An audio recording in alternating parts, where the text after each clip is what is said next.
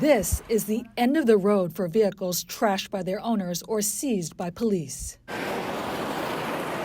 At Gershow Recycling in Medford, mammoth industrial machines crush and grind thousands of junk cars and appliances at the rate of 1 every 8 seconds. The operation yields hunks of scrap iron, which are sold to steel mills across the country. It suits our mission and our agenda. 1, landfill as little as possible. 2, recover what we can. 3, generate revenue. By weight, the company says it recycles 77% of what it takes in. The remaining 23% is unrecyclable material known as car fluff. There's over 100 different plastics in this pile.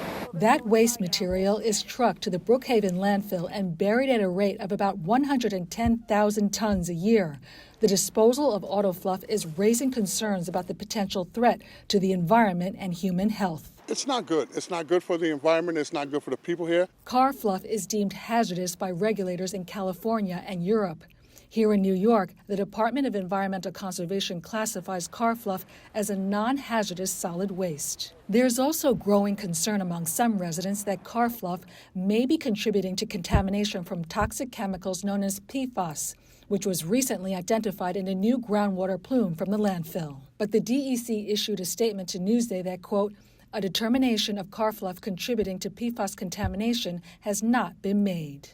PFAS needs to be banned, like PCBs were banned. Gershow Recycling said it believes its car fluff is not a factor in the new plume, citing the contaminant's presence in other common household waste and the landfill's long-standing system of capturing the liquid that permeates through waste.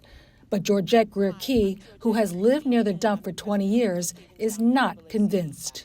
We're constantly worried about, what we're drinking, what we're putting in our bodies. And you have the landfill taking in this fluff. All the plastics and the metals are a detriment to our health. According to the EPA, PFAS exposure can lead to increased cancer risk, reproductive issues, as well as immune and nervous system problems. Advocates say environmental oversight of car fluff in New York may be outdated because it doesn't require testing for PFAS.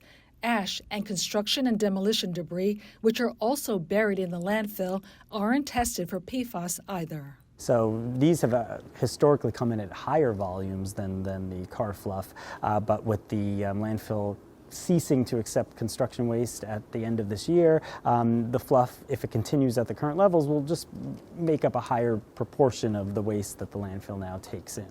So the EPA and the DEC really need to step up regulations and testing.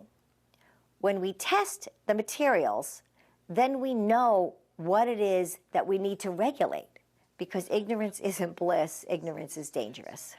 Brookhaven town officials decline interview requests. While Gershow's auto fluff has never been blamed for any contamination, DEC public records show buried piles of the material contributed to PCB and PFAS pollution at 2 former scrapyards upstate.